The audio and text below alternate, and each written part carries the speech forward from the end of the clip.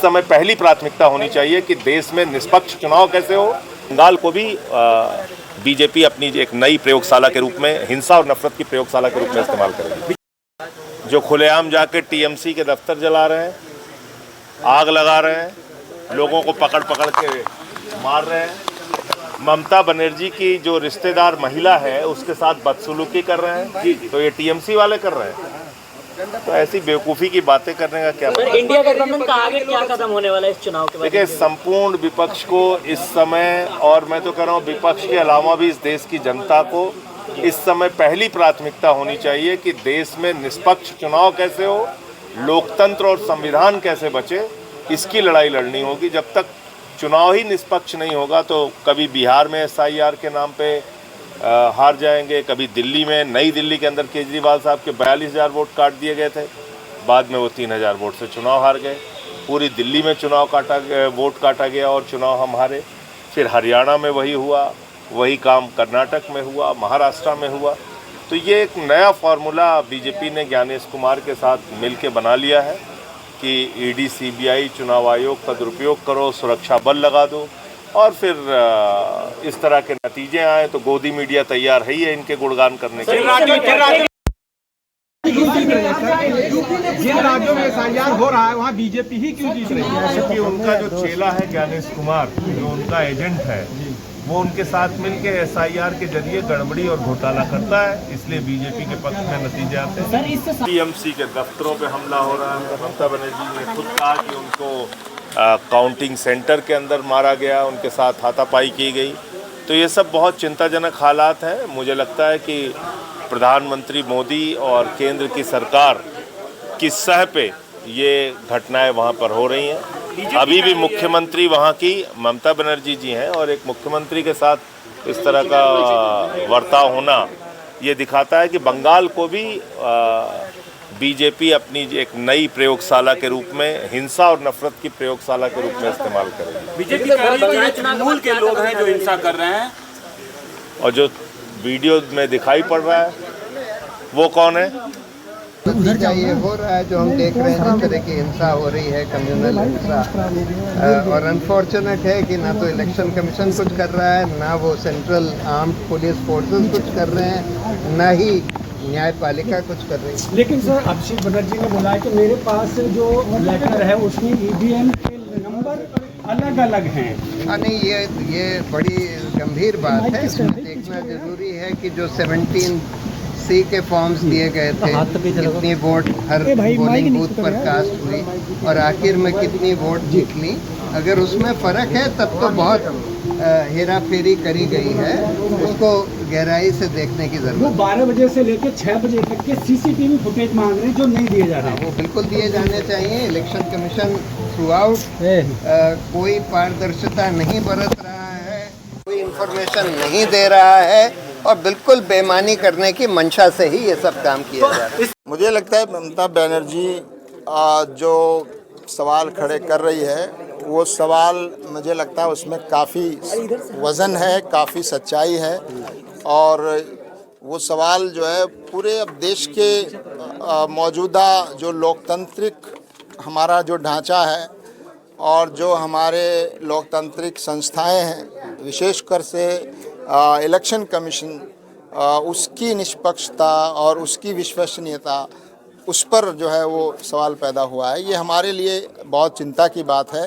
कि और शुरू से जब से बंगाल का इलेक्शन अनाउंस हुआ और उससे पहले एसआईआर के ज़रिए से एक ख़ास किस्म के लोगों को बड़ी संख्या में वोटर लिस्ट से हटाया गया।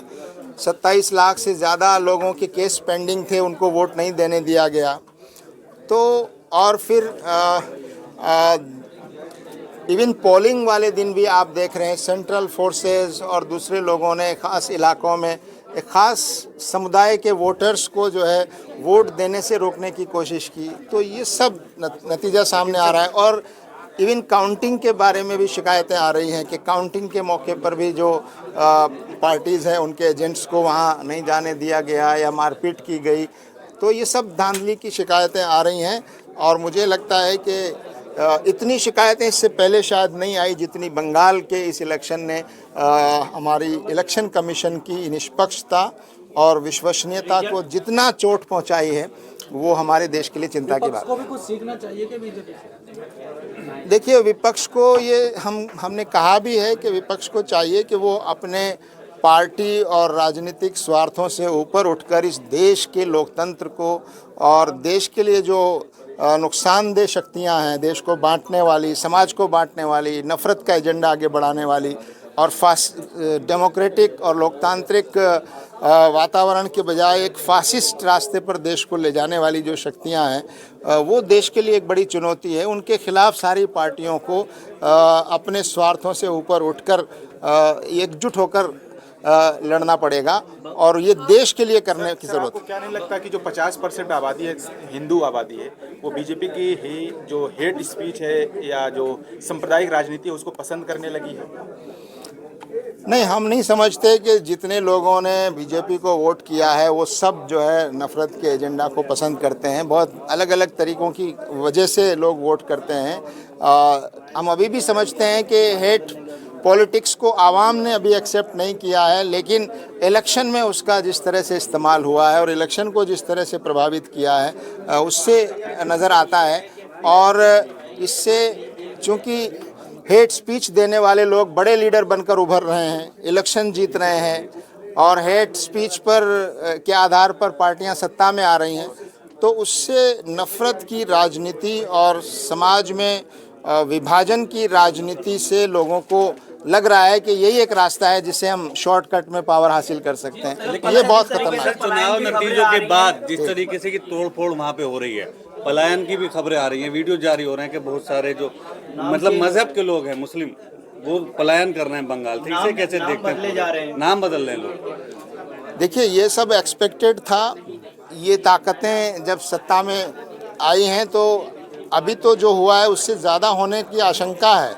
इसलिए हम समझते हैं कि ब्यूरोक्रेसी को, पुलिस को किसी पार्टी का एजेंडा बढ़ाने के बजाय संविधान और कानून के मुताबिक लॉ एंड ऑर्डर मेंटेन करना चाहिए और जो भी कानून हाथ में ले उसके खिलाफ कार्रवाई की। पुलिस की तो आप देख रहे होंगे वीडियो जारी हुए हैं, खुश हो रहे हैं, किस तरीके की खुशियां मना रहे हैं। तो यही हम कह रहे हैं, कर्तव्य का पालन करेंगे। यही हम कह रहे हैं कि ये बहुत चिंता की बात है कि हमारी जो संस्थाएं हैं, पुलिस है, ब्यूरोक्रेसी है, एडमिनिस्ट्रेशन है, इलेक्शन कमीशन है, ये अगर पॉलिटिकल एजेंडा के मुताबिक काम करेंगे तो देश को बहुत ज़्यादा नुकसान हो रहा है और होगा। भाजपा जो है चुनाव नहीं लड़ रही है, एक युद्ध लड़ रही है, तो क्या लगता है जो पार्टियां हैं, विपक्षी पार्टियां हैं या मुस्लिम तंजीमें, उसको आप एसी के बजाय सड़कों पे आना चाहिए?